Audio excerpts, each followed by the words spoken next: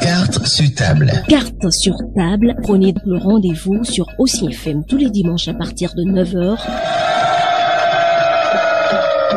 Bonjour et merci de prendre le rendez-vous de votre émission sociopolitique Carte sur table. Comme vous le savez, l'actualité du moment, c'est l'évasion de la prison de Misirité du présumé assassin de Pierre Urbain dans ce cadre du ministère des Finances disparu le 17 août 2010. Ce nouveau rebondissement dans cette affaire suscite moult réactions. La question que tous les Béninois se posent, c'est comment ce charlatan Kodjo Kossi Alofa a pu échapper à la garde de cette prison qui répond aux normes internationales.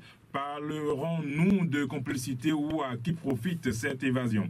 Toutes ces différentes questions seront abordées dans cette émission que je co-anime avec Boris Koumayon. Bonjour. Bonjour Serge. Bonjour. Et comme invité, on reçoit M. Yves Ignelé, deuxième secrétaire général adjoint de la FECENTRA Finance. Et il faut le rappeler, les auditeurs pourront toutefois intervenir à partir de 10h dans cette émission. Bonjour M. Ignelé. Bonjour. Comment allez-vous? Grâce à l'Éternel. D'accord. Première question, croyez-vous à l'évasion du présumé sieur Kodjo Kossi Alofa de la prison de Misirité? Merci, messieurs les journalistes. Merci de m'accueillir sur votre plateau. À entendre la chronique que vous avez diffusée, c'est la gorge nouée.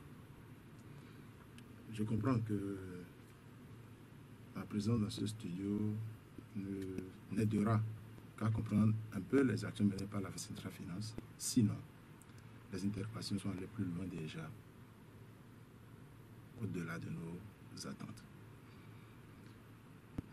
À la question de savoir si nous croyons à l'évasion du présumé assassin, je crois qu'il faut être incrédule pour répondre par l'affirmative. C'est même pour moi gênant d'être en face d'une interrogation comme celle-là. Si à entendre tout ce que nous avons enregistré comme éloges, les éloges par rapport à cette prison sécurisée de Misirité. Cette prison qui est si bien sécurisée que le tribunal pénal international en fait usage, drôle de crédibilité pour notre pays. Si Alofa qui y est séjourné, un repris de justice qui est connu des forces de l'ordre, qui est connu des régisseurs de prison et tout, que celui-là, qui soit resté là depuis des années, n'arrive qu'à s'évader maintenant. Je crois que il sera difficile d'y croire. À entendre d'ailleurs la fameuse conférence de presse organisée par le ministre Kadesso. Les 112 sont passés. Eh bien, si on n'a pas retrouvé, ça veut dire qu'il n'y a pas d'autorité alors dans ce pays. Et s'il n'y a pas d'autorité, ça veut dire qu'Alofa n'a pas échappé de la prison. Et il ne s'est pas volatilisé. Je prends au mot le ministre Djanotin qui confirme et informe le peuple de complicité. Donc ce n'est pas une évasion. On a aidé Alofa à se tirer des geôles, simplement. Mais c'est dire que c'est le gouvernement qui l'a aidé à se tirer des geôles ou vous avez des pistes? Ce serait difficile pour un citoyen comme moi d'avoir une piste. Mais si vous réécoutez, à l'instant nous sommes ici, sans présomption, les propos du ministre Kadesso, c'est lui qui nous dit, parce qu'on est tous allés au moins à l'école comme lui, et le français, quand même, il est difficile en termes d'orthographe, de grammaire et tout. Ce qu'il a dit ne relève pas de français d'encyclopédie. Il faut être sérieux pour ne pas comprendre ce que je dis. Il faut être incrédule pour ne pas comprendre ce que je dis. Non, c'est sincère. Le ministre Djanotin a fait un aveu. Un prisonnier est à la charge de qui? De l'État, de l'exécutif. Puisque ceux qui y travaillent sont sous le pouvoir public, c'est l'exécutif. Ce n'est pas quelqu'un d'autre. Hein. Donc c'est le gouvernement qui répond de ce qui se passe dans une prison. À qui appartient la prison déjà d'abord? Qui a décidé d'amener quelqu'un en prison? C'est le pouvoir public, c'est l'exécutif. Eh bien, si à la fois a pu disparaître et que le ministre Djenantin a dit qu'il y a des complicités graves, des complicités assez poussées. Et depuis là, les sondages sont passés. Je ne sais pas si des têtes sont tombées. Rien ne sait. Alors, on retombe dans le folklore qu'on a connu depuis la disparition de Daingo. Et je crois que le gouvernement est en train de se mordre par la queue. Ne serait-ce qu'à écouter les propos du ministre en charge des prisons. Est-ce que, comme une certaine opinion, vous pensez que à la période des échéances électorales, hein, qu'il faut sortir de telle affaire pour se faire un peu de popularité, est-ce que c'est votre opinion? De popularité, je sais dans quel sens, positivement ou négativement. Parce qu'en réalité, cette affaire, c'est une affaire sulfureuse pour que si le peuple béninois de mettre en route sa maturité, je comprends que l'exécutif agite cela aujourd'hui juste pour créer des troubles. Des troubles parce que le peuple n'est pas dupe. Je retourne à la chronique qu'on a suivie tout à l'heure. Le peuple n'est pas dupe. On sait très bien que l'affaire d'Invo est devenue fonds de commerce pour les politiques. En témoigne en 2011, il nous a été interdit, avec le concours de la HAC, toute manifestation, tout ce qui était en train d'être fait dans le cadre de la disparition d'Invo. Parce qu'il y avait élection. Et nous voilà encore au rendez-vous d'autres élections. Un calme plat. Et nous voilà encore au rendez-vous d'autres élections. Et c'est pour faire encore un communiqué pour dire, la nouvelle HAC va encore dire, affaire d'Invo, plus dans la presse, plus ceci. Donc c'est des montages savamment orchestrés. Sinon, nous ne voyons pas pourquoi c'est seulement maintenant que... Alors, je suis un peu peiné et la justice de mon pays à laquelle je crois beaucoup, parce que je me dis que les gens peuvent me brimer, peuvent tout faire, mais dès que je serai devant la justice, sans avoir un avocat, ces hommes en toge, que je respecte beaucoup, diront le droit. Et je prendrai acte du droit pour ne pas être continuellement dans la... c'est pas... dans la mesquinerie. Je compte tellement sur cette justice-là que je me pose des questions aujourd'hui par rapport à certains hommes de la justice. Le procureur avait dit, le procureur général de Cotonou, dans sa conférence de presse en date du 23 juillet 2014, déclarait ceci. Pour l'affaire de l'ancien cadre du ministère de l'économie et des finances, Pierre Hubert Dainvo, porté disparu depuis le 17 août 2010, la procédure évolue normalement et n'est pas mise sous boisseau.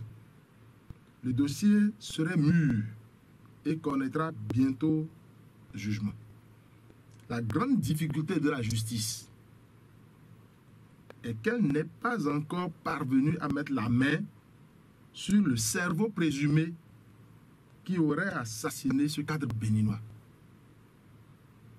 Si vous allez prendre le journal La Nation, le numéro 6036 du 24 juillet 2014, vous allez voir un peu les lignes. Alors, pourquoi Alafa est en prison? On dit que c'est lui le présumé assassin. Assassin, alors qu'on dit... le procureur général dit qu'il y a une difficulté. Je vous laisse conclure. Il y a une difficulté majeure. Parce qu'on n'a pas pu mettre la main sur le cerveau, celui-là qui a assassiné Daingo. Qui est Alafa alors? Alors, j'ai entendu dans des chroniques, vous savez, chacun est libre d'écrire ce qu'il veut. Mais j'ai lu quelque part comme quoi Al-Wafa est bien connu. Il était en prison au moment où les choses se sont passées. On se demande si c'est pas pour troquer sa liberté contre quelque chose qu'on l'aurait cherché de la prison pour dire il faut endosser ceci. Et puis, il y a de ces marchés-là qui certainement arrivent à être conclus. Vous vous rappelez du dossier de sérum glucosé ou quoi au ministère de la Santé, Oui. vous entendez beaucoup de choses présentement. Eh bien, je me demande si il n'y aura que des affaires comme ça dans ce pays. Alors, monsieur Yves Miélé, vous parlez de présumé assassin, alors qu'en réalité, on n'a jamais eu le corps d'un Ivor. On n'a jamais constaté, on n'a pas de preuves, hein, ce qui justifie que c'est vraiment un assassinat. Mais est-ce que là, il n'y a pas un petit problème?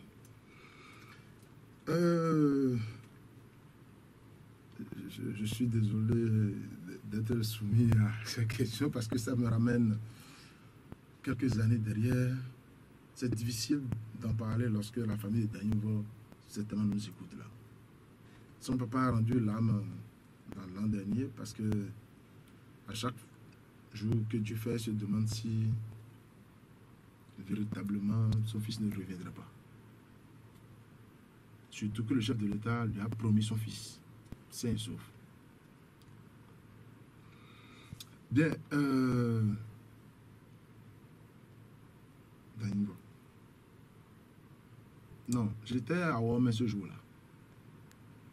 Et avant d'aller à Womé, il s'est passé quelque chose au ministère de la Justice. Et puis, par curiosité, hein, j'ai voulu savoir, aujourd'hui, je n'ai pas de réponse. Ouais, la kyrielle de journaux qu'il y a dans ce pays, la nuit, la veille du jour où on est allé à Womé, il y a un journal, un seul, dont je ne me rappelle plus De l'intitulé, oui. l'intitulé, un seul, qui a pu parler de l'exhumation de présumé assassin, qui a fait allusion à cette affaire de Womé. Un seul journal. Il aurait eu beaucoup de transactions au niveau de la compagnie de gendarmerie, des hauts gradés. On a eu tellement de choses qu'on s'est posé des questions. Alors, nous, on était à la Félicitale Finance, nous étions là, quand des parents d'Envo nous ont appelés pour nous informer de ce que le garde des Sceaux, d'alors, Les aurait appelés. les aurait appelés. Et c'est bel et bien l'actuel honorable Grégoire Kofodji Oui. les aurait appelés, et ça c'est le 27 septembre 2010, les aurait appelés, le journal c'est l'événement du jour. C'est l'événement du jour. Eh bien, les aurait appelés pour leur dire que le présumé assassin de Danyinvo a été retrouvé et qu'on devait se rendre. Ils vont faire une délégation de 3 personnes pour se joindre aux gens à l'équipe que le gouvernement aurait constituée pour procéder à l'exhumation du corps de leur fils mort. Alors, ils étaient encore là-bas quand nous les avons rejoints, le ministère de la Justice. Tourner. Et il était dit en substance. Garde des Sceaux, Grégoire Kofodji, insistait pour dire qu'il ne faille vraiment pas alerter ni télévision, ni presse, rien. Que c'est dans le strict respect de gens. Ça devait se faire en catimini. L'intimité familiale, en quelque sorte. Non, vraiment, je ne sais comment qualifier ça. Mais les parents disent, mais pour un truc aussi grave, 3 personnes pour représenter une famille, eh bien, nous sommes partis du ministère de la Justice dans l'une des maisons de la famille Danyinvo à Gbegam.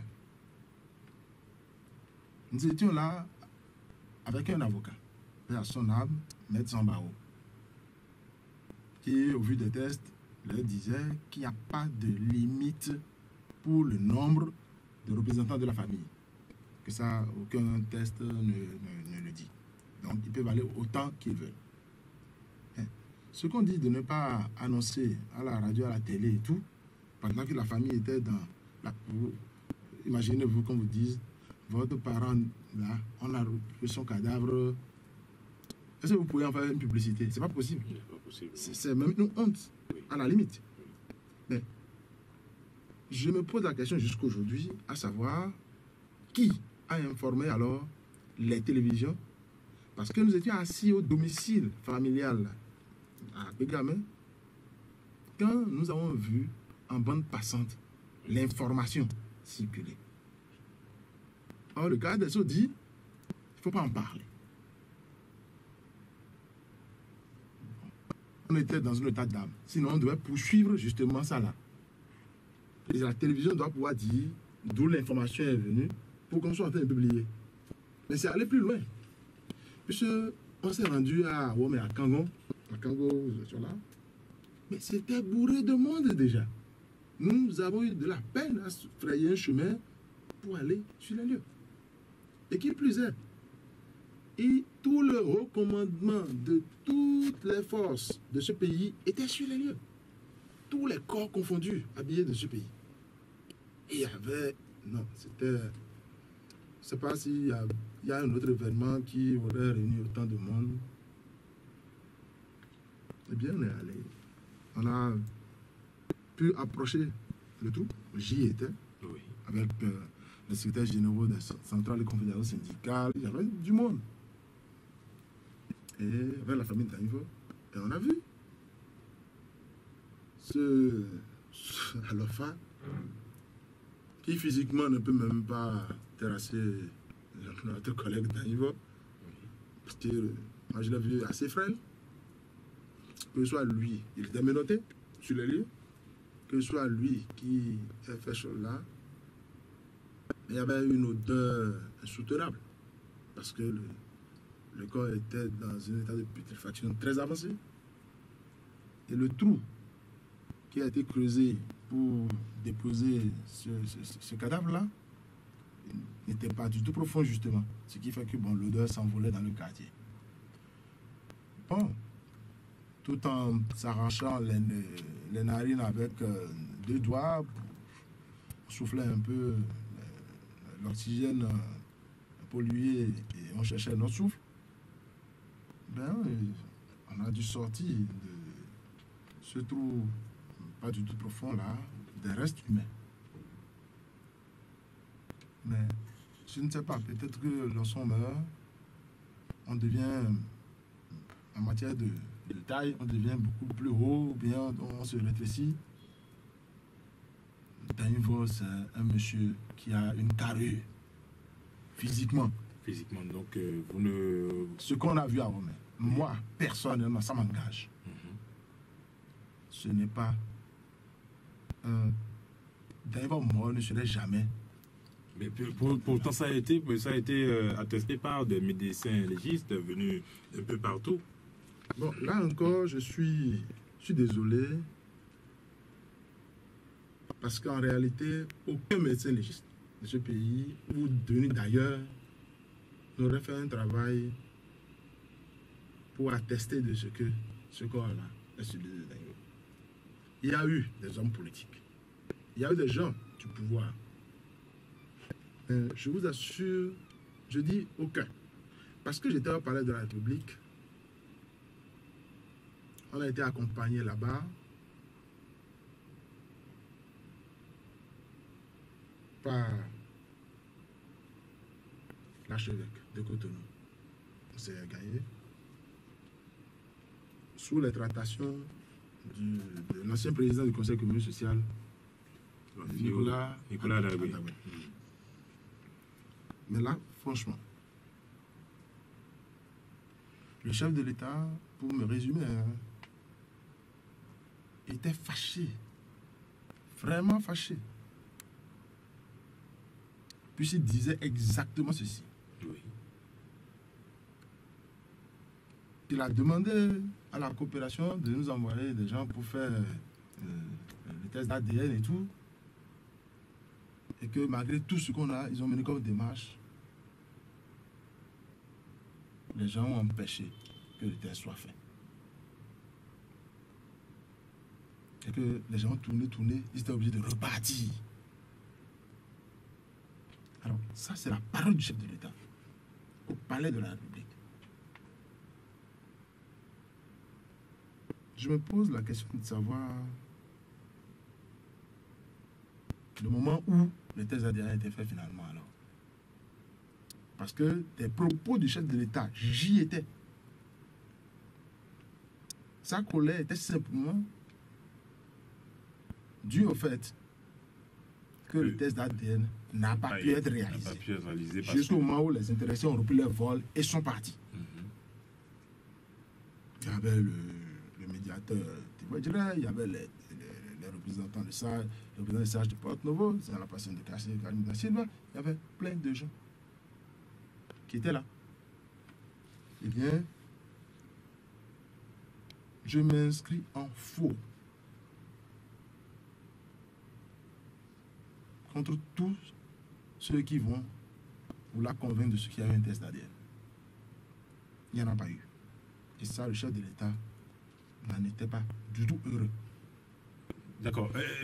Tout à l'heure, vous étiez en train de dire que au début de l'affaire, le chef de l'État s'est déplacé vers la famille, a promis aux défunts d'Anivor. Il ne s'est pas déplacé vers la famie. Il a promis. Il a reçu la famille. Il a reçu la famille. Il a promis au père de lui retrouver son fils vivant. Ah oui. Ça se passait le 20. Je crois le 20 septembre 2010. Mais est-ce qu'après que le corps soit retrouvé, le soi-disant corps de Danivor, est-ce que le chef de l'État a pu répéter au père, voilà, je t'ai promis... Non, rien ne fit. Rien ne fit. Si ils avaient été convaincus eux-mêmes que c'était le corps de Danivor et que le test ADN existe et on pouvait l'exhiber, ce que vous dites aurait été fait. À savoir que de façon officielle et de façon... On connaît notre chef d'État, hein, pour des choses qui lui paraissent... auxquelles donne un caractère sérieux, c'est lui qui prend le devant. Donc, plus rien, en tout cas. D'accord. Donc, ils sont convaincus eux-mêmes que ça, c'est pas Danivor. Donc, on ne peut pas inviter la famille à accepter ce macabre-là comme étant le corps de Danivor. Mais de 2010 à 2011, on a connu la Centrale Finance assez bouillonnante sur cette affaire, mais après, plus rien. Est-ce que vous avez été fatigué par tout ce que vous étiez en train de faire, ou bien vous-même, vous avez été convaincu un seul instant que c'était fini, que c'était le corps de Danivor, ou Danivor ne vivait plus, ou que d'autres l'ont dit, que Danivor serait toujours en vie. Est-ce que c'est votre avis? Ben, écoutez... Lorsque quelqu'un est déclaré mort, on fait le deuil. On fait ce qu'il faut faire pour le mort. Rien n'a été fait aujourd'hui. Au sein de sa famille non plus. Bien sûr. Comment ils vont faire le deuil de quoi? Ceux qui ne savent pas, l'interrogation est là. Alors, en tout cas, il y a des notions même juridiques. Hein. Il y a le disparu, de quoi. Bon, il y a des conditions pour pouvoir conclure à quelque chose. Et le pouvoir, jusqu'aujourd'hui même, il ne faut pas le présumer assassin. Ce qui est dangereux, c'est que il y a certaines personnes qui font preuve de cupidité de façon naïve. De façon naïve. Dans cette affaire, je plains ça de façon sérieuse.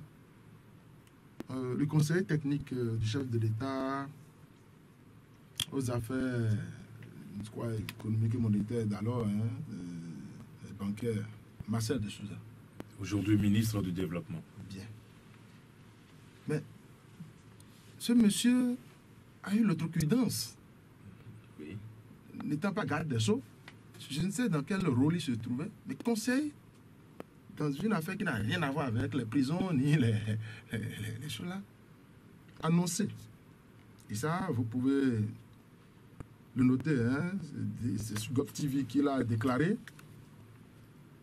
que le dossier Danivor sera vidé le 1er février 2011 devant la cour d'assises. Nous sommes en 2015 et un 1er février 2015 est passé déjà. Ça fait combien d'années? Je me demande le rôle dans lequel Marcel de Souza se trouvait. Quel est le mandat qu'il a reçu pour faire cette déclaration-là? Pauvre de moi, et puis de tout ce qui a suivi. Les assises, il y en a eu dans ce pays. Mais ce dossier n'a jamais été enrôlé pour passer en assises. Et lui précise la date à laquelle le dossier devait passer en assises. Il dit 1er février 2011. Mais après tout ça, il est devenu membre du gouvernement, comme vous le dites. À quoi joue-t-on alors à la tête de la République? C'est des interrogations. Est-ce que c'est pour avoir dit des choses comme ça qu'il a mérité d'être au gouvernement après? Est-ce qu'il fallait interférer dans les choses pour montrer qu'on est un soutien, comme même ils le disent, indéfectible de ceci, de cela, pour mériter d'entrer au gouvernement parce qu'il a pu placer un mot dans cette affaire-là? C'est des questions qu'on doit se poser. Et ce n'est pas bien. Notre constitution dit que la personne humaine est sacrée et inviolable. Et il y a des gens dans la République qui en ont la charge, la garde, qui ne doivent pas... Alors, quand je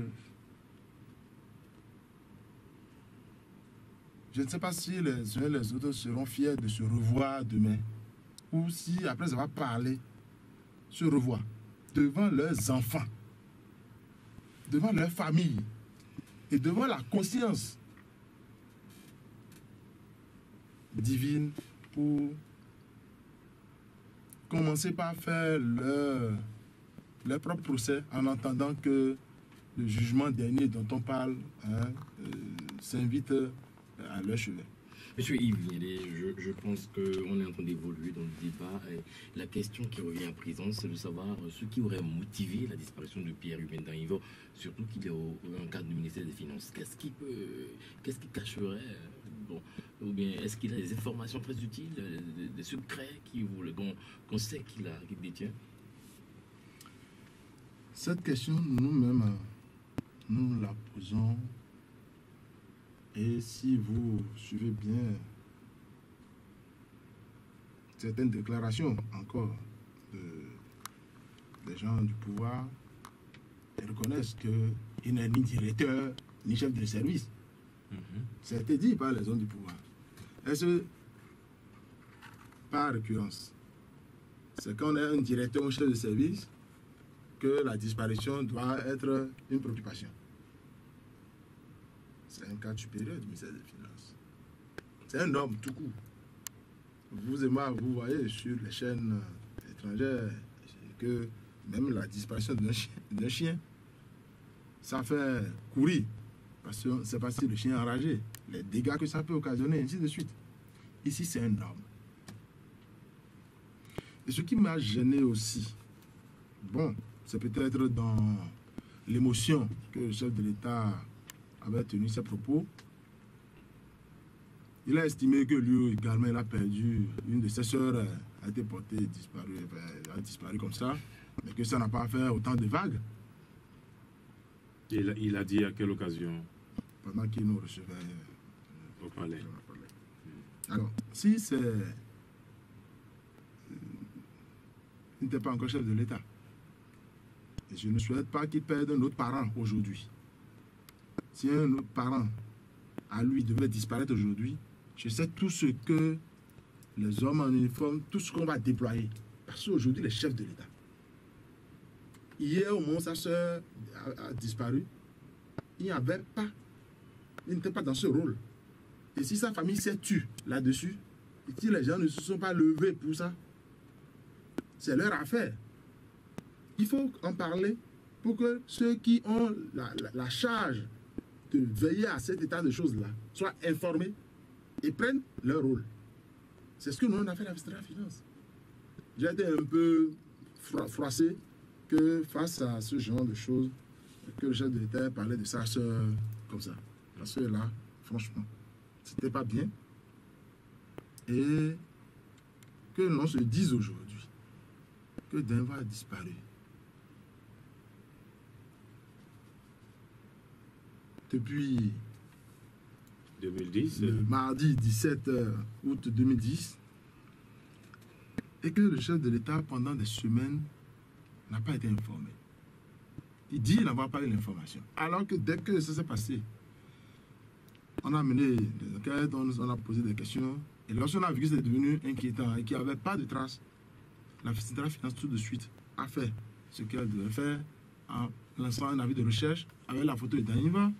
Et on a commencé à faire des sittings au niveau du ministère. Le ministère de l'économie et des finances d'un pays, où toutes les semaines il y a des manifestations. Et Dieu seul sait qu'il y avait des conseils de ministres ordinaires, extraordinaires, tout le temps.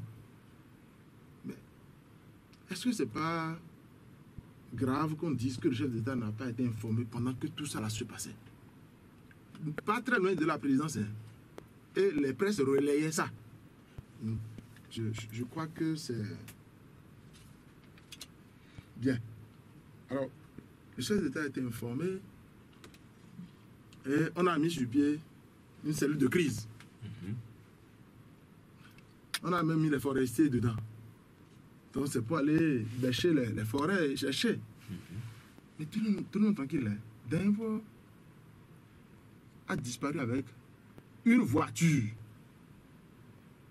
C'est pas un vélo hein, qu'on peut cacher au plafond d'une case. Une voiture. La voiture aussi est restée sans trace jusqu'à aujourd'hui. Mais peut-être qu'il a traversé les frontières béninoises. Si c'est ça, parce que du moment où le chef d'État a été informé, cellule de crise, jusqu'au moment où on est allé à Womé, ça va être pour le gouvernement, très convaincu, parce que Kofodia avait dit, on est sur la bonne piste. Lorsqu'il s'est vu confondu avec un certain nombre de paramètres, il a dit non, que on est sur une des pistes. Des gens qui sont rattrapés par la langue qui tourne dans leur bouche. Eh bien, s'il a traversé les frontières, j'ai l'impression qu'on a voulu même faire une injure grave à nos hommes en uniforme. Notre Bénin est assez petit en termes de superficie. Non, franchement, assez petit. Qu'on a mis les forestiers, tout ce qui est corps habillé dans la cellule de crise en jeu, et qu'on n'ait pas pu retrouver l'être humain, mais la voiture au moins. 4 roues. Est-ce que ça passait les frontières? Il y a des formalités qu'on fait au niveau des frontières avant de sortir. Est-ce que ça passait une frontière? On a pris les registres pour voir que le véhicule dit assez. Est-ce que c'est passé? Alors, ça veut dire qu'on déclare à l'opinion nationale internationale qu'on ne peut pas compter sur les hommes en uniforme du Bénin. Aucune affaire ne sera jamais élucidée dans ce pays. D'ailleurs, ce n'est pas la première affaire. Affaire jusqu'à Ovi. Affaire, vous en connaissez suffisamment. Eh bien, ça doit être inquiétant. C'est avec des hommes vivants qu'on construit une nation. C'est avec des hommes en bonne santé qu'on peut construire une nation. D'accord. Revenons maintenant, M. Yelé, à l'évasion du présumé assassin à l'OFA. Depuis la nouvelle, qu'a fait la Centrale Finance? Je crois que la Centrale Finance... D'abord, je vais vous rappeler que la Centrale Finance ayant alerté pour que finalement le gouvernement prenne sa part, nous avons fait beaucoup d'actions. Tous les jeudis, ça c'était automatique. Tous les jeudis, on était là, on faisait un sitting, on réagissait. On a fait des marches. Et là, je remercie au passage toutes les confédérations et centrales syndicales qui se sont mêlées, qui ont pris à bras le corps cette préoccupation. La société civile, le DHP et tous ceux qui mettent l'homme au cœur donc, de la préoccupation, de toute préoccupation. Tous. La preuve est que c'est tous ces représentants-là qui étaient au palais avec le chef de l'État sous la direction de l'archevêque et du président du conseil constitutionnel d'alors, Nicolas Dabo. Eh bien, on nous a, vous avez vu, on a parlé de l'échéance des élections, où il a été interdit, la RACA a interdit aux journaux d'en parler, et aux hommes politiques, au cours des meetings, d'en parler. On nous a dit, et ça, Marcel de Sousa, en son temps, a donné l'information de façon officielle, que le dossier est devant la justice. Et Marcel de Sousa annonce que le 1er février 2011, ça va passer en assise. Et que si nous continuons, c'est comme si nous voulons influencer la justice. La justice. Nous ne sommes pas, on n'a pas la cassa à la place de la cervelle. Et le temps passe très vite. Eh bien, des hommes responsables, les financiers sont suffisamment responsables. Et je remercie au passage tous les travailleurs du ministère en charge des Finances, parce qu'aucun combat de la part de ces travailleurs réunis au sein de la Centrale Finance n'a jamais été un combat partisan. Tous les combats menés par la Centrale Finance, jusqu'à l'instant où je vous parle, c'est des combats pour l'émancipation du peuple. C'est des combats qui ont un enjeu au plan national. C'est jamais, jamais, je me défie quiconque, jamais un combat se mène pour les travailleurs en leur sein. D'accord. Mais eh bien, oui. On a arrêté parce qu'on dit il y a la justice qui a déjà pris le dossier en charge. C'est normal qu'on patiente que la justice nous délivre, non? Oui. Donc nous avons toujours souhaité.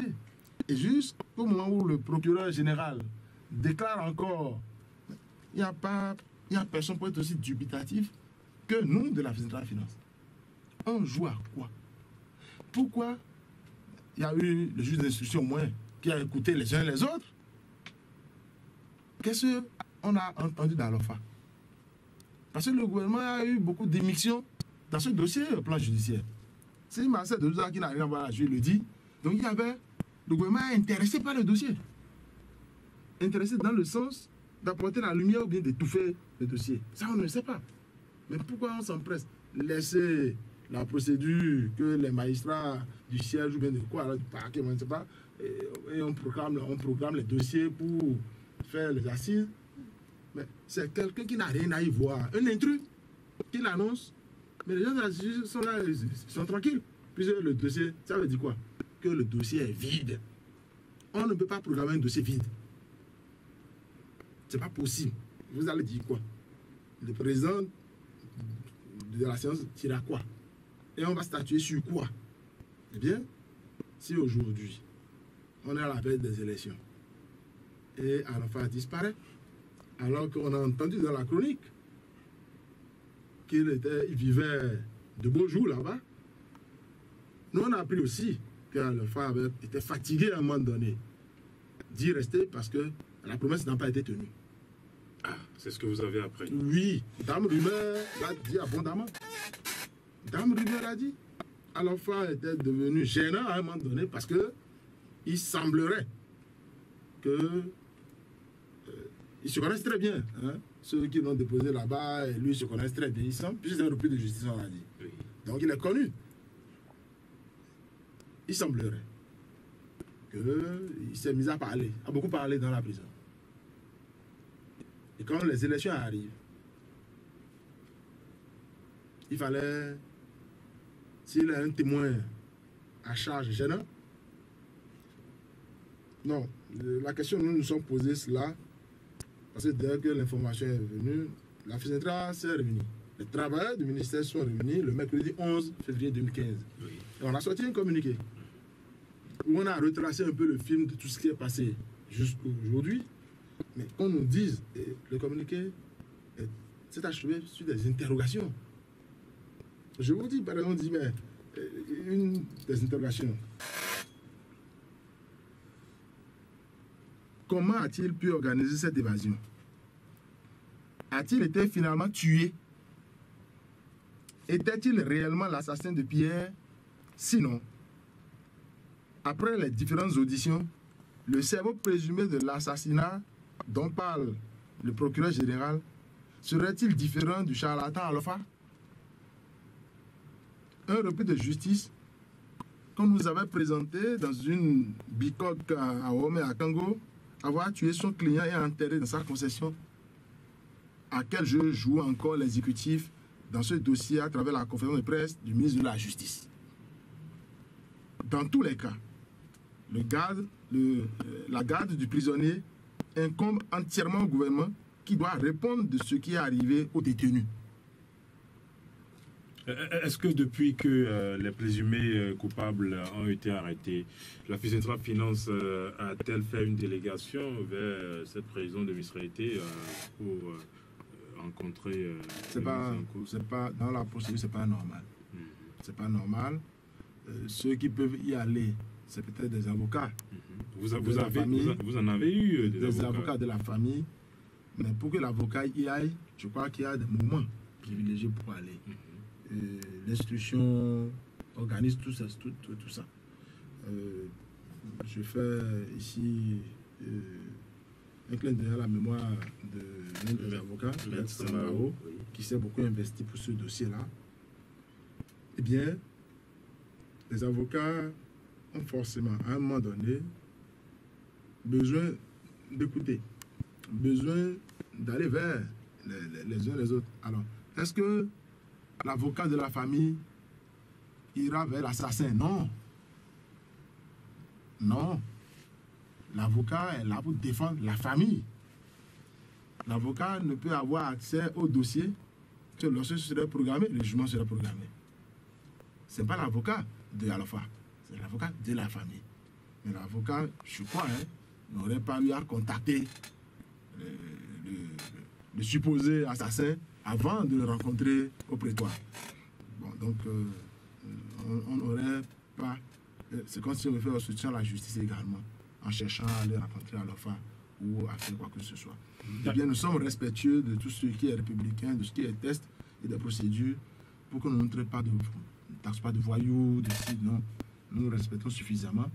Et quand nous devons tourner la langue pour parler, comme l'adage le dit, nous la tournons 7 fois.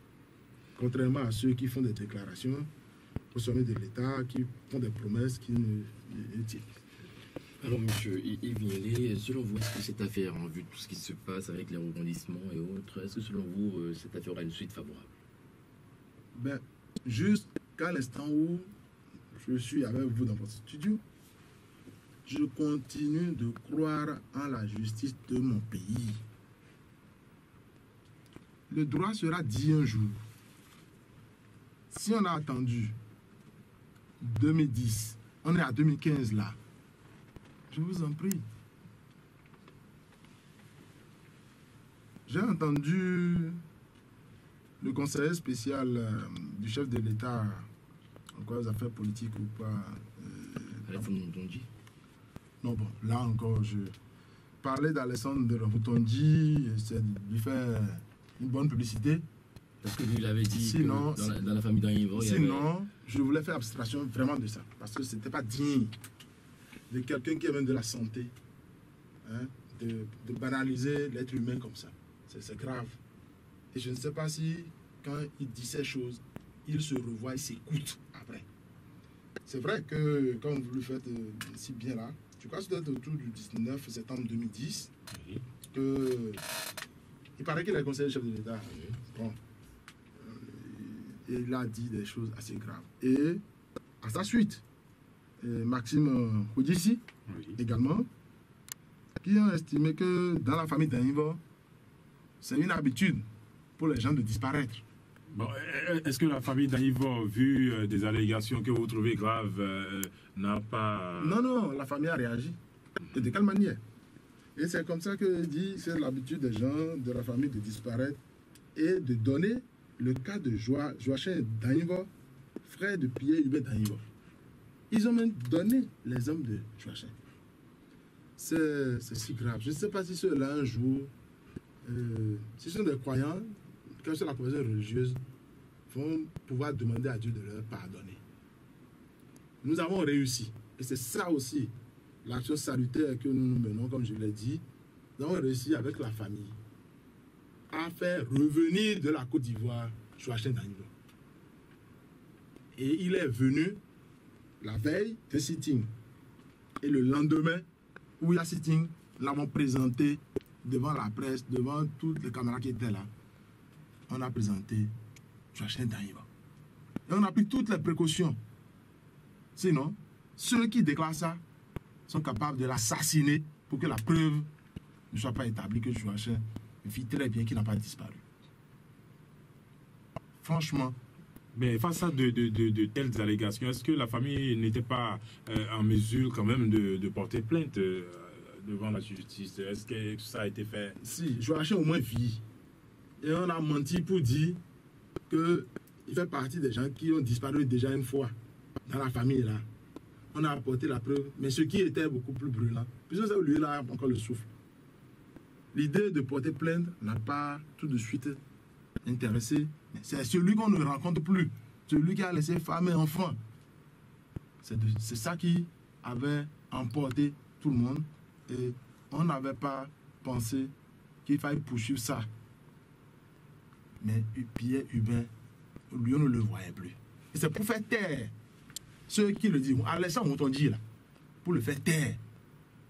Pour dire cela, pour le faire taire. Pour qu'il tourne la langue 7 fois. Qu'il sache respecter les autres. Respecter les autres. Quel rôle ils jouent dans la République lorsqu'ils viennent à la face de la caméra pour mentir au peuple? Ça, c'est du mensonge. De la délation. Je ne vais pas parler d'eux. J'ai dit, à vouloir, je faisais abstraction de ça parce que c'est triste que des intellectuels, des gens qui sont là, supposés aider la République à bien se porter, disent des choses comme ça. C'est bas. Ça relève de ce que ma grand-mère disait. Que être instruit diffère d'avoir la connaissance. Parce qu'il y a des illettrés qui ont la connaissance. Mais être instruit diffère. Ils sont instruits, mais ils n'ont pas la connaissance. Je suis désolé. D'accord, je reviens au ministère des Finances où Yvain Danilo était cadre émérite, hein, comme tout le monde le souligne. Et il avait un bureau au ministère de... Danilo avait certains bureaux, mais je vous dis, il n'y avait aucun dossier qui puisse être un dossier sensible où il n'y a rien au plan professionnel. Danilo n'était gênant en rien au plan professionnel. Non, ce que je veux savoir, est-ce que ce bureau existe aujourd'hui? Qu'est devenu ce bureau? Ben, c'est un bureau de l'administration. On ne va quand même pas laisser ça fermer parce que Danilo n'y est plus. Si vous, encore qu'il est porté disparu, oui. Mais si vous mourrez même là, et c'est dans le bureau que vous avez fait une crise, et vous rendez l'âme dans le bureau, le SAMU vient vous chercher, mais... non, là, nous sommes devant une affaire pendant devant la justice, ou peut-être présumé assassin devant la justice, parce que l'affaire devrait passer devant la justice, et puis y avoir des révélations, et peut-être que le juge va avoir besoin de quelques traces, des choses. Jusqu'à aujourd'hui, oui. Rassurez-vous, c'est pour ça que je dis que le dossier est vide. On va mettre combien d'années pour aller perquisitionner rapidement, parce qu'il y a des mesures de conservation qu'on prend rapidement. Si on est dans une procédure sérieuse, on va perquisitionner, on fait l'état des lieux, on peut prendre un huissier même pour défoncer la porte si c'était fermé, et le reste, ça suit son cours. Et comme je vous l'ai dit, vous n'aurez jamais entendu jusque-là que c'est parce qu'il est sur une affaire, ou bien encore que, quelle affaire? Les sources de l'État, c'est votre raison hein, qu'on décaisse mandat tout. Il était quelque part où il a certainement des attributions professionnelles, mais il ne touchera jamais l'argent. Il peut être appelé à mettre des procédures en route pour ci ou pour ça. Mais de dossiers aussi sensibles, non. Il n'était pas directeur. Il n'était pas... Son directeur a pu même dire, s'il y avait quelque chose de sensible, dès qu'on a dit qu'il est parti, le directeur sera la première personne lui a affecté les dossiers à vite fait pour récupérer les dossiers pour qu'il n'y ait pas de problème. Donc, n'allons pas dans ce sens, parce que s'il y avait quelque chose administrativement, les précautions auraient été prises Et au plan des enquêtes, les gens également auraient déjà fait beaucoup de choses. D'accord, mais maintenant, quelles sont les actions que la FICENTRA Finance projette mener dans les jours à venir? Voilà que le CIA, l'OFA, on ne le retrouve pas malgré les millions promis par le gouvernement. Oui, bon, si malgré les 100 millions que le gouvernement a promis pour qu'on le retrouve dans un pays de pauvreté, 100 millions, c'est pas à jeter par la fenêtre. Hein. Il devait y avoir une compétition accrue pour déjà faire sur la main. Je crois que le gouvernement se tire dans les pieds là. Parce que la responsabilité de tout ce que nous disons là incombe au gouvernement. Nous allons beaucoup parler, mais seul le gouvernement doit pouvoir répondre à la famille d'Animba, à la FICENTRA et au peuple béninois. Ça n'arrive pas qu'aux autres. Ça n'arrive pas qu'aux autres. Et si, à chaque pouvoir, comme l'a dit le conseil spécial Amos Elegbé, il a fait un aveu. Oui, il dit que chaque régime a ses scandales. Chaque régime a ses scandales. Et que la disparition de Daïva en constitue un sous le régime Yahi. Chaque régime a ses scandales. Bon, si c'est cela, est-ce que c'est un scandale créé à dessein? Ça ouvre la porte également ou la fenêtre à beaucoup d'interrogations. Il l'a dit. Et pour faire taire le peuple, la HAC avait interdit l'évocation de ce sujet d'Invo. Puis, c'est peut-être pas que ça, hein, dans Ivo, ICC, ils ont fait un communiqué. Dans Ivo, ICC, SENSAD et tout ce qui s'est passé. Parce que c'est la période électorale. Entre-temps, parce que nous n'étions pas prêts à nous arrêter, il y avait un communiqué du ministre de l'Intérieur qui avait interdit toute manifestation, toute marche pour l'affaire Taïva. Je crois que cette interdiction a été levée le jour où nous étions au palais, accompagnés par Monseigneur, puisque le chef de l'État, le jour-là, également, nous faisait savoir que lui n'a jamais su qu'il y avait un communiqué. Vous imaginez qu'il était dans le nord, lorsqu'on est allé à Womé. Il est rentré précipitamment et a reçu l'ambassadeur de France. Dans cette affaire d'Aïn, voilà, le jour-là même. Et l'ambassadeur, au sortir de l'audience, a présenté les condoléances à la famille d'Aïn. C'est vrai que le chef de l'État n'est pas à côté de celui à qui on tend le micro après les audiences. Ce jour-là, nous avons révélé que c'est comme ça que l'ambassadeur a présenté les condoléances. Le chef de l'État en était étonné. Et devant nous, a même demandé à ce qu'on aille vérifier si c'est vrai que l'ambassadeur de France a présenté les condoléances. Un homme en uniforme est parti de la salle d'audience, est allé, ou je ne sais pas, est revenu pour affirmer et confirmer au chef de l'État que c'est ainsi que l'ambassadeur de France a présenté les condoléances. Que les bandes existent, on ne peut pas tricher là-dessus. Voilà. Et le procureur de la République, Karina ou quoi, dans le temps, également, avait dit des choses pas très bien. Donc, le chef de l'État n'a pas apprécié que ça se passe également comme ça. Bon, ce qui est déjà bien, ils ne seront pas informés, mais les circonstances permettent plus tard qu'ils soient informés. Mais maintenant, les jours à venir, la FICENTRA Finance fera quoi? Non. Est-ce que vous êtes rapproché de la famille depuis que le CIA Lofa est porté disparu? Vous imaginez que la FICENTRA ne va pas se porter. Il y a des gens parmi nous, proches de la famille. On est restés soudés à aujourd'hui. Parce qu'il ne faut pas traumatiser non plus les gens. Les enfants de Daïva, jusqu'à aujourd'hui, appellent, quelqu'un ne peut pas là-bas. Quand est-ce que papa va venir? Parfois, ça vous. Des larmes, des gouttes de larmes échappent à vos yeux. C'est triste. Quand quelqu'un tape le portail, Il y en a qui courent pour penser que c'est papa qui est venu. Que ceux qui nous entendent l'entendent bien. Il y a une chose de difficile dans la vie. De très difficile dans la vie. Et j'invite tout le monde à faire cet exercice-là. C'est d'apprendre à se mettre à la place de l'autre. Et si c'est à moi que c'est arrivé, si chacun pouvait faire cet exercice-là, on sera plus humain sur cette terre. Merci beaucoup. Monsieur Yves Nialé, est-ce que vous disposez des indices au niveau de la Centrale Finance? Je crois que c'est... Ou bien c'est ce que l'opinion publique colporte, que vous aussi vous... Non, des indices par rapport à quoi? Quel aspect? Comment ça s'est passé? Parce que tout à l'heure, un auditeur a pu dire que les gens auraient pu dire que c'est à la présidence. Non, il a remonté certaines indiscrétions dans la rumeur. Oui.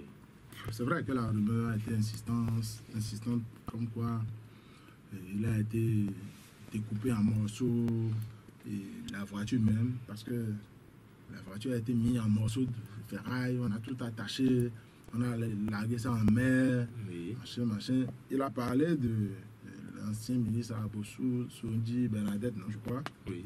Il vient de le dire. Les gens ont dit que c'est parce que, incidemment, elle est allée tomber dans l'œuvre macabre qui se passait à la présidence là, qu'on a commandité son assassinat en supposant un braquage à Paou. Donc c'était pour fermer toutes les vannes pour que la vérité triomphe. Bon, et qu'il y a plusieurs qu'on a déjà tués comme ça, des gens qui ont été associés à l'œuvre macabre. Nous n'avons pas de paramètres, on ne peut même pas en avoir. Danivo, on n'est pas venu le kidnapper dans le ministère. Il a travaillé, il est sorti et il se rendait chez lui.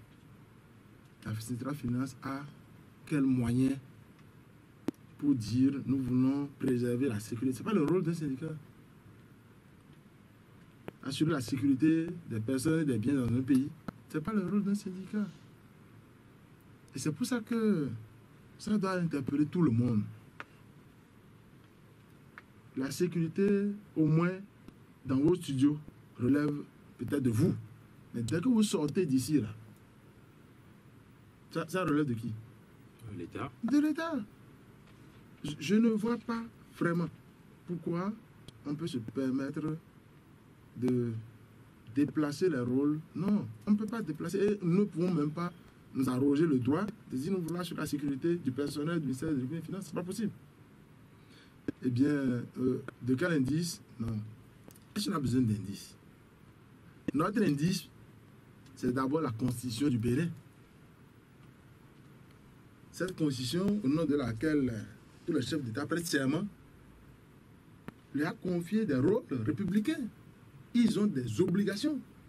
C'est de veiller à la santé et la sécurité de tout un chacun. Non, je crois, on ne le fait pas. Et je ne sais pas si c'est à dessein.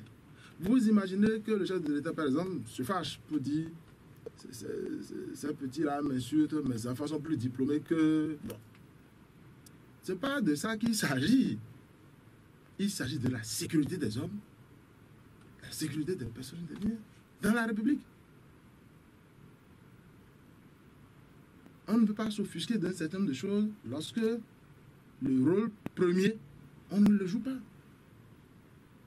On ne le joue pas. Nous sommes vraiment dans une situation grave dans notre pays. C'est avec beaucoup de consternation que je prends le plateau pour apporter mon soutien moral à l'avocat là. Samaou. Non. Celui qui a été agressé à Kadjaouna. Lionel Agbo. On est dans quel pays? Un quartier où habite le chef de l'État. Je ne veux pas croire que c'est le quartier des voyous. Mais s'il y en avait, depuis qu'il habite là, le chef d'État, c'est dans un quartier sécurisé. Alors, quand on est dans la République, moi je veux simplement demander aux uns aux autres de savoir orchestrer les choses. Parce que si c'est pour des règlements de compte, est-ce que le règlement de compte que je fais ne me discrédite pas ne discrédite pas mon environnement. C'est très important. Déjà, nous le faisons au plan familial. Est-ce que mon comportement que j'ai là n'est pas un comportement qui discrédite le nom de famille que je porte? Si on ne revient pas à ces valeurs-là, et que pour un oui ou un non, on doit pouvoir dire, chien de garde, allez attaquer. Ceux qui ont fait ça là, le Nabo par exemple, est-ce qu'ils sont vraiment responsables? Est-ce qu'ils sont conscients que l'acte qu'ils viennent de poser là, j'ai dit tantôt que c'est difficile de se mettre à la place de l'autre. Si c'est un de ces acteurs-là qui ont jeté les cailloux autres là, si c'est un de leurs frères qu'on a fait ça, il serait dans quel état d'âme? Apprenons à nous mettre à la place des autres. Et je veux aussi dire que des interventions, je note une seule chose. L'affaire d'Aïvo n'est plus l'affaire de la FECETRA. L'affaire d'Aïvo est l'affaire du peuple béninois. L'affaire d'Aïvo est l'affaire de tout citoyen, quel que soit son bord politique. Parce qu'aujourd'hui, tu es dans la mouvance et tu nargues complètement la vie, l'existence de l'autre être humain. Demain, tu ne seras plus dans la même position et c'est pas en ce moment que tu vas te mettre à te plaindre de ce que... Tu vas te mettre à te plaindre de ce que... Ah, vous voyez ce qu'on m'a fait. Et en ce moment, ils vont commencer par dire, ah, c'est comme un règlement de compte. Non. Comportons-nous dans la République pour que jamais, jamais ces choses ne se produisent, pour que quiconque ne soupçonne pas un règlement de compte. Qu'on veuille ou non, nous continuons à espérer, dans le respect des institutions de la République, que la justice pourra dire un jour quelque chose. Soit, ils vont dire que le dossier est vide et qu'ils ne pourront pas, ils sont incompétents. Les tribunaux se déclarent incompétents, non, pour traiter une telle affaire parce que le dossier est vide, et ainsi de suite. Je crois que l'Éternel des armées va éclairer la lanterne des différents acteurs de la justice de façon objective pour qu'un jour, ce dossier qu'ils ont sous le bras, qui leur pèse sous le bras, qu'on leur demande de traiter depuis le 1er février 2011, où on les a obligés, Marcel de Souza les a obligés à passer en assise. Mais parce que le dossier est vide, ils n'ont pas pu le faire, qu'ils résistent à toutes ces pressions-là, pour que la vérité triomphe un jour.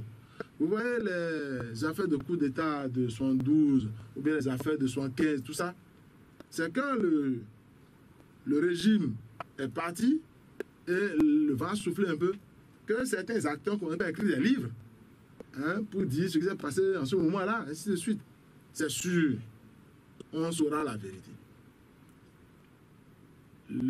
Si Dainvo, des gens ont aidé à assassiner Dainvo, c'est que l'esprit de Dainvo, l'âme de Dainvo réclame vengeance aujourd'hui. Et ça ne restera pas élucidé. Ça fera que demain, des gens vont se retrouver face à leur ombre et l'œil de Caïn va les suivre. D'accord. Nous invitons alors que tout le peuple béninois se dise, ouais, quand on a agressé, on a fait, c'est ça le besoin à Charlie Hebdo. Oui.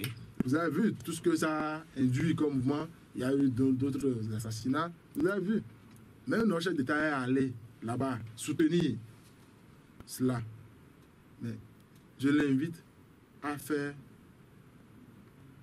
mieux que ça dans son propre pays. Hollande ne viendra jamais marcher ici à ses côtés. Jamais. Or, nous avons des problèmes plus sérieux que ceux qu'ils ont là-bas. Et on nous interdit de manifester. On nous interdit de faire de réclamer.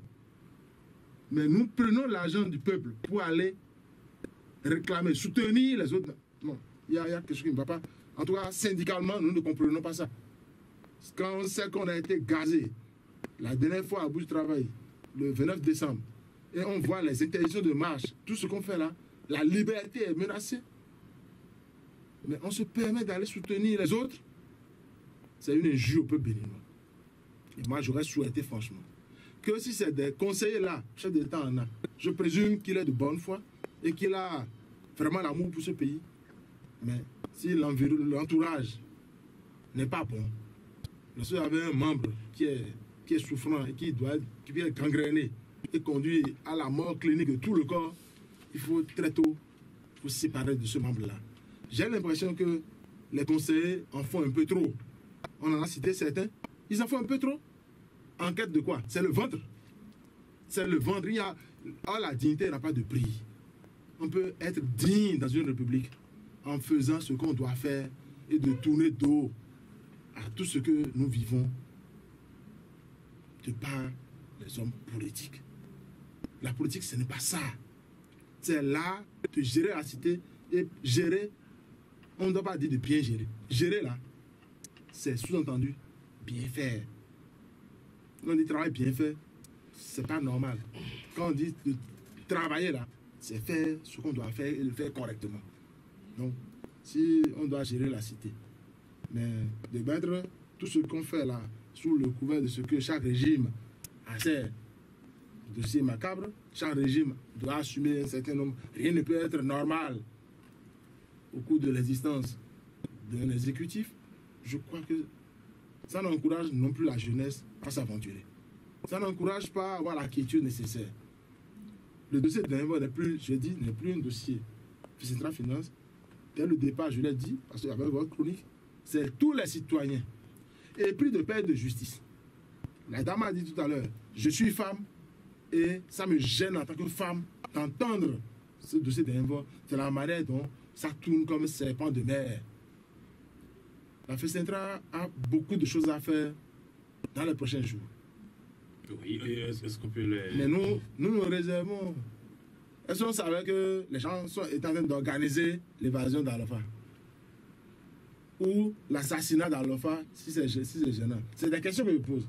Est-ce que... Laissez-nous aussi le temps de nous organiser. Encore qu'il n'y a pas un responsable syndical qui prenne une décision. Vous avez vu là, ce communiqué, il a été pris en Assemblée générale le mercredi 11 février 2015. Il y aura d'autres regroupements. Et c'est les travailleurs unis qui prennent des décisions.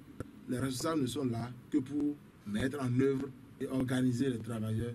Et vous allez constater que la FECENTRA n'a jamais fait un mouvement ou une manifestation pour qu'il y ait de débordement. Nous sommes suffisamment avertis. Et nous savons qu'en face de nous, il n'y a que des gens aux ordres qui exécutent la sale besogne en méprisant les dispositions de la Constitution qui dit que même un ordre qu'on t'a donné, mais qui serait illégal, tu es délié de toute obéissance. D'accord. Ben voilà, auditeurs de la 80.6, nous sommes à la fin de cette émission. Merci, monsieur Yves Ignalé, d'être venu. Et on rappelle que vous êtes le deuxième secrétaire général adjoint de la FECENTRA Finance. Merci pour l'éclairage que vous avez pu apporter au cours de ce débat. Merci à mon confrère. Merci également Serge, merci à tous ceux qui ont participé à cette émission, surtout pour ces 90 minutes, ceux qui ont suivi avec attention. Il faut rappeler qu'on parlait là de l'affaire d'Anyivo, surtout avec l'évasion du présumé assassin le sieur Kodjokosi Alpha de la prison de Mistrété. Suivez la rediffusion de cette émission demain à 15h sur nos antennes. On se retrouve dimanche prochain pour un autre numéro.